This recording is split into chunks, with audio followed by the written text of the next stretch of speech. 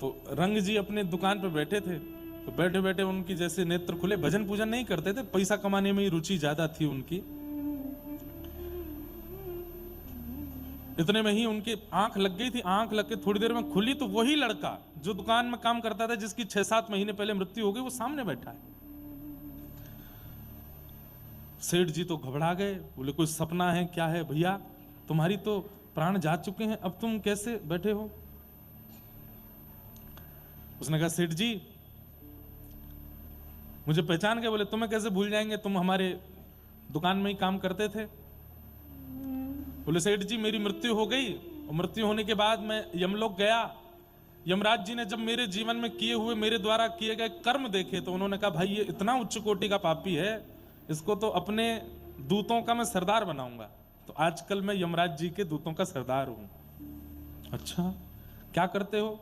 बोले मैं नगर नगर जा जा करके पापियों को उठा के लाता हूं। तो दौसा में वो 4 नंबर गली में एक व्यक्ति रहता है ना, उसकी मृत्यु होने वाली है, 5 मिनट थे तो मैंने सोचा आपसे मिल जाऊं थोड़ा, ये सत्य घटना है।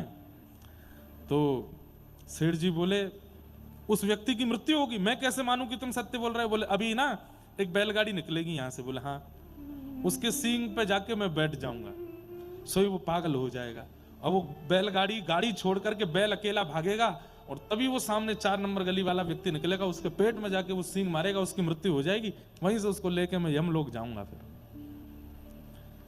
सेठ जी बोले तुम हमसे मिलने क्यों आए, पहले ये बताओ। तब उस व्यक्ति ने क्या कहा?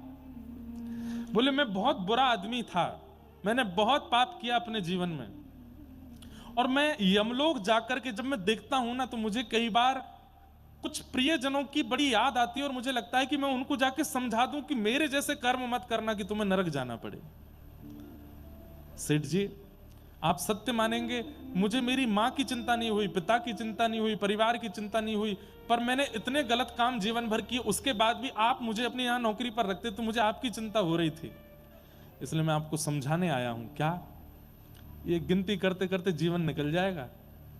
अगर एक अपराध भी आपका रह गया ना जीवन में, तो नरक आना पड़ेगा, और नरक बहुत बुरा है। इसलिए सेठ जी मैं आपको समझाने आया हूं, भजन कीजिए, आज से भजन शुरू कर दीजिए।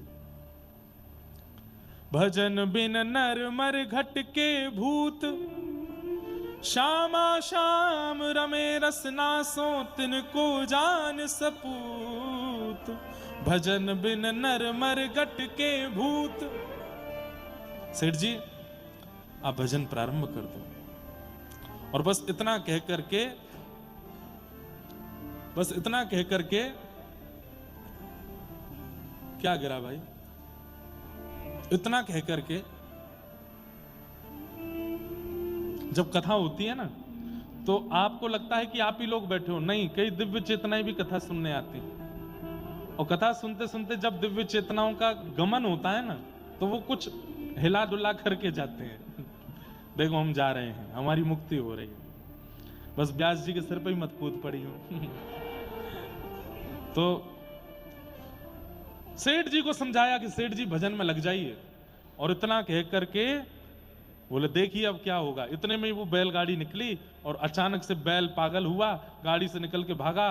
4 नंबर वाला गली का वो व्यक्ति बाहर आया, उसके पेट में जाके सींग पड़ा, और ये सब सेठ जी देख रहे थे, जो कि 10 मिनट पहले उनको पता था कि ऐसा होने वाला है। उसी दिन वो रंग जी नाम के जो सेठ जी थे, इतने भजन में प्रवृत्त हो गए कि उनका नाम राजस्थान के भक्तमालों में लिखा गया। अद्भुत भक्त हुए, खूब भजन किया, खूब नाम किया। तो इसलिए